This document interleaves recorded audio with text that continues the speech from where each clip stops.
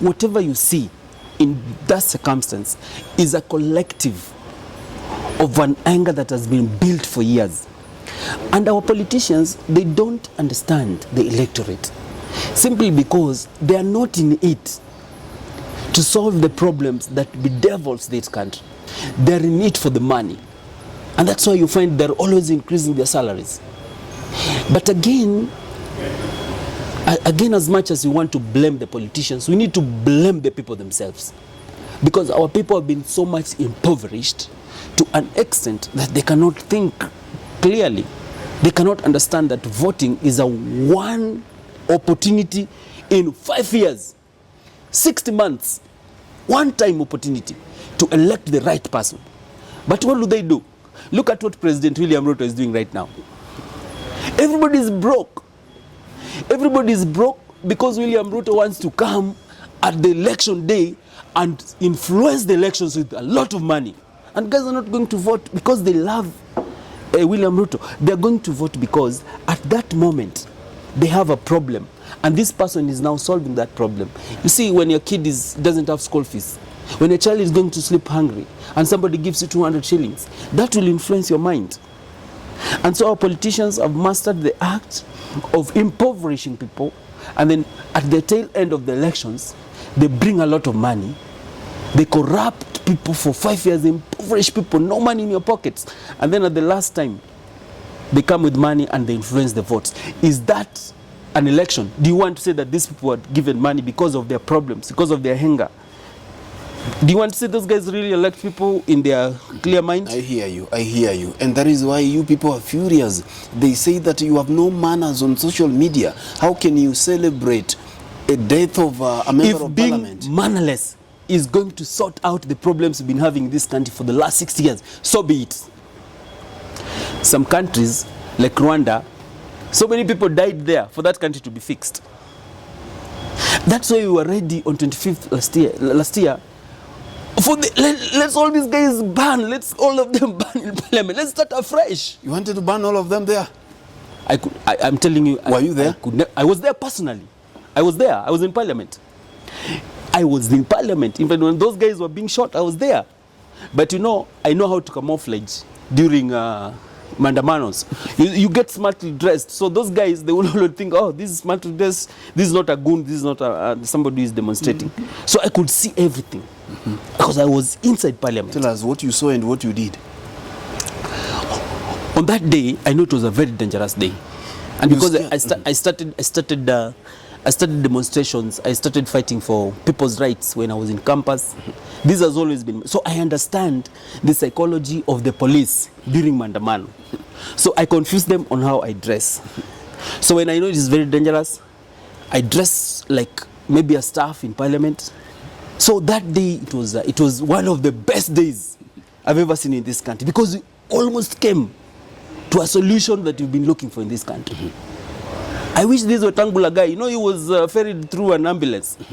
I wish this Wetangula, look at what he's talking about. You scared him. Look at what this guy is talking about. He's saying that these Kenyans, they're mannerless.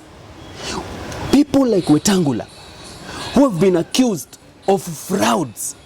A fraudster making laws for you guys. Imagine, are we serious in this country? Somebody who has been accused of fraud. Is the speaker. Is the speaker. Is the guy making laws. You expect any laws to be made in that parliament with that quality of human beings? He has not been convicted. How do you be convicted when you have a very corrupted system?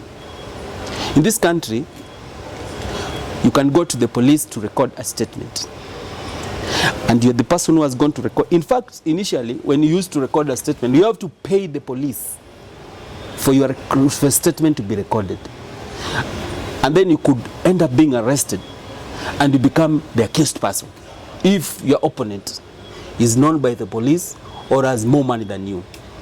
That's the extent that our system is not working. So how do you expect somebody like Wetangula, who has been a judge, who was the lawyer of the former president, who has been a minister of foreign affairs, and you understand he even sold some embassy in Japan, and then these are the kind of people who are making our laws, my brother. Would you mourn if the whole of that parliament was burnt down? There were some rumors about some scandals, you know, somewhere about him, but he's now lecturing young people about manners.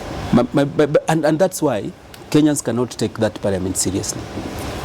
You know, an institution is as good as the quality of the people running that institution. We don't have a parliament. What do you mean? But we are paying these people a lot of salary, a lot of money. Because the system is rigged. I wish Kenyans could be brave enough and say we are not paying taxes. We are not going to courts. We are not going to churches. We are not going to schools until we have a national debate on how do we fix our country. But how many people have that? How many people even understand that the country is not okay? These people have systems that make sure that people are so engaged. There's Fuliza, just piga kelele hivyo, landlord ashakupigia simu. So people's minds are so engaged, they don't even understand. That's why you'll find somebody at Moi Avenue and you ask him, where is Moi Avenue? He doesn't know. People are confused in this country because economics, they have rigged the economy. And so these people are confused, they don't even know what is going on. Back to Parliament, tell me, that moment when you were agitating for Finance Bill 2024 to be rejected, and then all of a sudden you heard that it has been passed, that feeling that you people felt to an extent that you got into Parliament, and what you were, the moment you saw those MPs running for their lives, what was the feeling? Actually, we didn't see them because some of us were trying to reach them. So it's only the media that exposed that were running away. We wanted to pass a message that enough is enough. We wanted to pass a message. But unfortunately, this finance bill, the one right now, is even much worse than that one. So maybe we might have an opportunity to fix this country on 25th again. If they pass the way it is right now, this is even worse. You are ready to go back on the streets? We're going back to the streets. They'll kill all of you. They cannot kill all of us. They don't have prisons for all of us. And you know, we are facing this country not only for ourselves, even for their grandchildren. Now, right now, they think they're living in some glass houses. They have some big, huge fences, living in these nice neighborhoods. They don't know. We are fixing this country not only for ourselves, not only for our kids, but even for those people who don't understand. And the only challenge is that these guys are stealing all the money, investing in Dubai, investing in those tax havens. They're not patriots. These people are not patriots, bro. But when you abuse them online, when they lose their loved ones, when you castigate them and call them names and say that they deserve to die such kind of horrific deaths, don't you think that even members of parliament too have their families, they have their relatives who could be at pain, I mean, of losing their loved ones when you are celebrating their death? When we celebrate their death, it's because we realize that they're feeling a pinch of pain that is our lifestyle. We are used to pain that they cause. When these people steal money, somebody cannot go to medicine, somebody cannot go to hospital. His child cannot go to the right school. Your loved person can die because you cannot afford medicine. When these people, the money they're stealing, Uhuru Muigai Kenyatta said these guys are stealing 2 billion every day. These 2 billion shillings, how many families can it fix? So when these guys lose their lives, we feel the pain. We feel like that pain they've inflicted on us, finally they're also experiencing it. But they don't care. These people are heartless, my brother. I don't even think these guys, they even care when they lose their... These are heartless human beings. Tell me about CDF and the kind of corruption. CDF is the worst corruption in our politics.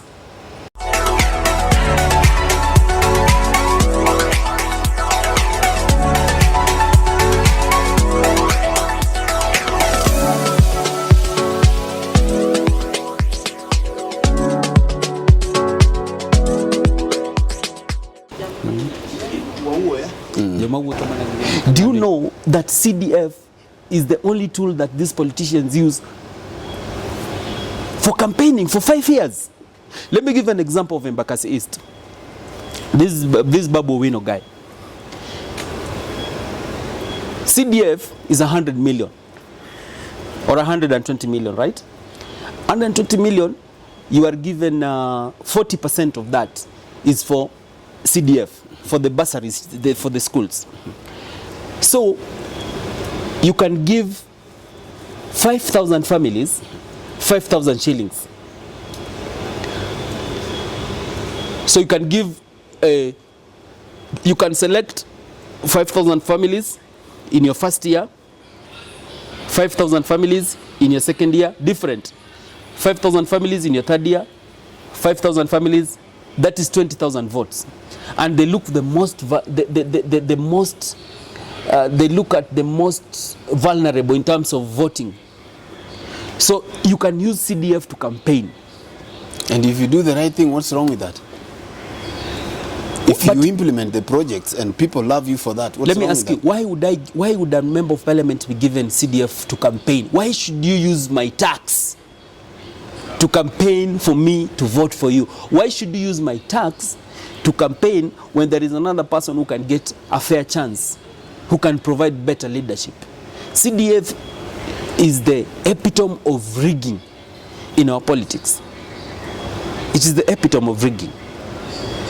Members of parliament have a clear role of legislation, representation, and oversight. A member of parliament cannot be allowed to use our taxes to campaign for 5 years. A very stupid member of parliament can lose an election if you've been having CDF for 5 years, because you can really use that CDF to campaign for 5 years. You mentioned Babu Owino, and he's been rated as one among the best performing MPs. Where?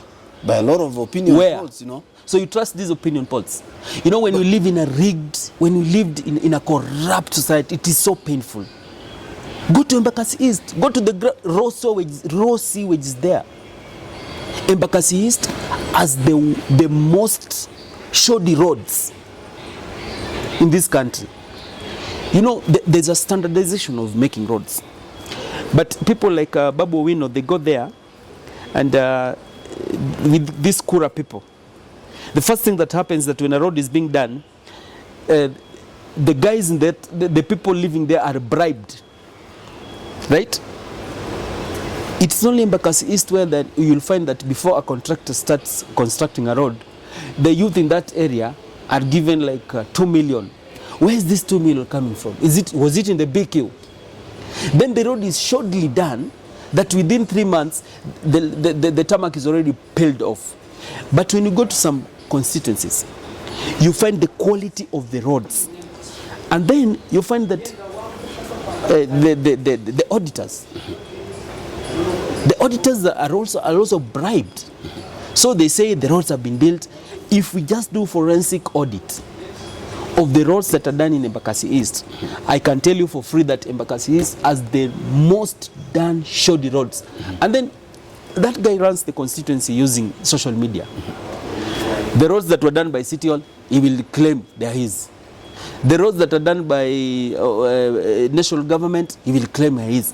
There is no any provision of construction of roads in CDF.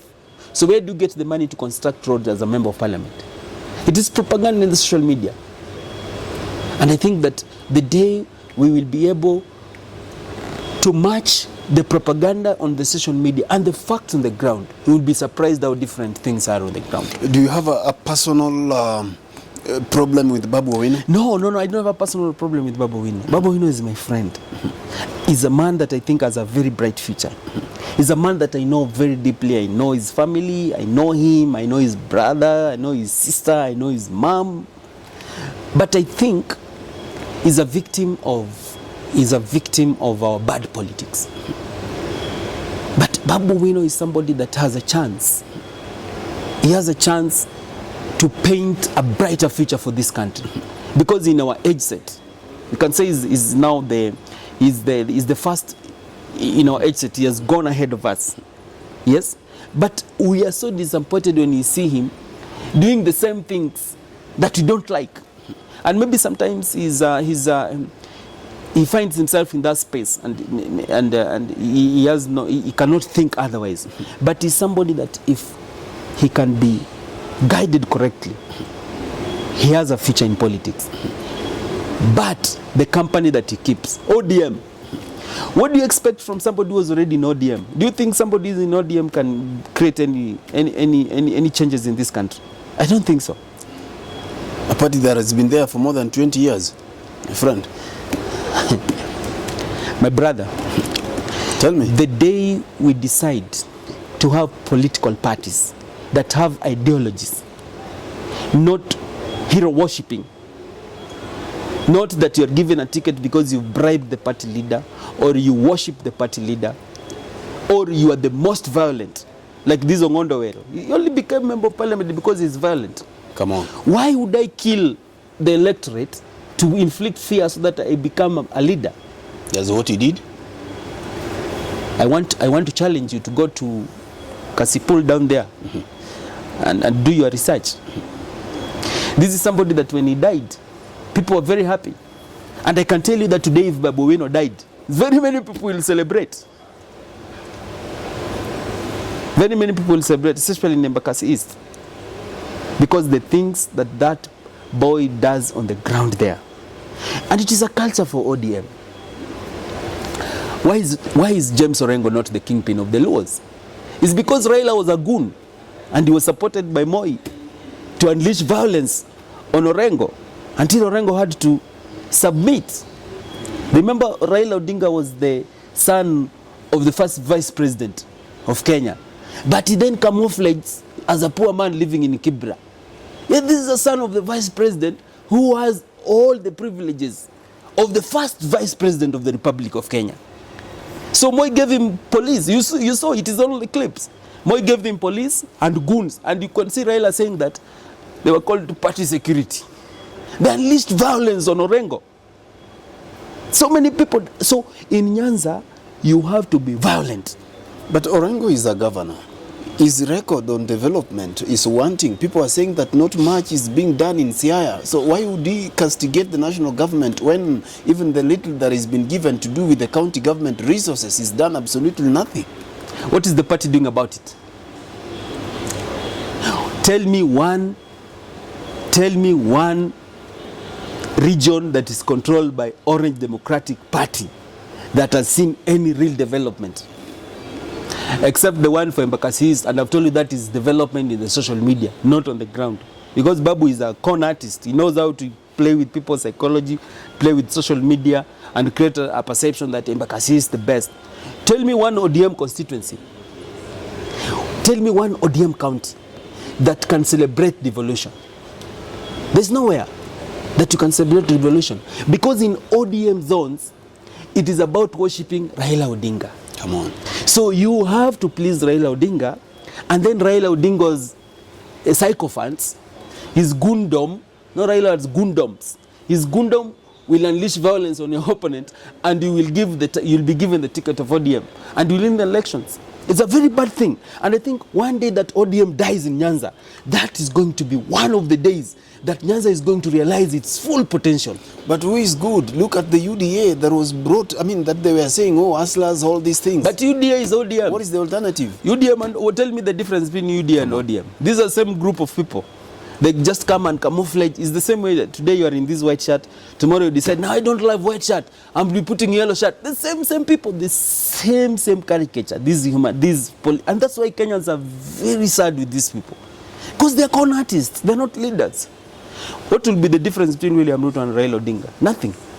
These are people who are in ODM together, they separated. After some people are making jokes that it's like these guys, they decided, oh, sasa wewe ODM A, ODM B, si utafute huko ukipata tutoi watu wengine we eat. Because that's what they do. This is a union of bread based. They are eating now. So solution is Rigiji? No, Rigiji cannot be a solution. Why? Is the truthful man? Rigiji cannot be a solution because Rigiji cannot be a solution because his temperament. If you have to be a leader, you have to understand that you are a leader who... Kenya is a community of 42 tribes. Rigiji only prides himself from the fact that he wants to ethnically radicalize the Kikuyu community and then negotiate with that voting basket. He has nothing for them. And it's very painful that my brothers in Mount Kenya, they vote because of their emotions. They don't vote because they know why. They only vote out of hate. They have always been voting against Raila Odinga. Now they're going to vote against William Ruto. They should be voting for an agenda. They should be voting that we are voting because we want this thing to be fixed, not because of emotions. Psychologically, whenever you are emotional, you become irrational. Yes. Thank you. Maybe your parting shot? My parting shot is Babu Owino and Ongondo Were are the same and the same people. It's only skin color that's different. If the justice system is fair, then they should ask why in Embakasi East the returning officer died when the Babu Owino became the member of parliament. They should find out why his first constituency manager, called Charles Juma, died mysteriously in Kilimani when they parted ways. The criminal justice system should investigate why I was beaten up. And Gaucho, the ghetto president, is my witness when Babu Owino sent goons to me with knives. If it was not for the ghetto president, I could be dead today. So the justice system in Kenya is rigged towards the people in power and the people who don't have money. And lastly, if you can allow the justice system to be amended so that the criminal procedure is amended so that the accused person or the complainant can take responsibility when he gives false information to the police, so that the buck does not stop with the police, that because the police did not investigate, then an accused person can be taken to court and to suffer all that lies in courts. Thank you. Yes, sir. Thank you very much, and I appreciate, remember, the comments or sentiments in this show are not the official position of the People's Bench, but of our guest. And so I thank you very much for finding time even to listen. It has been your show, The People's Bench, with me, Fred Ogweno, coming to you live from Gamesuits Riverside here in Nairobi. I appreciate, and see you next time. Bye-bye.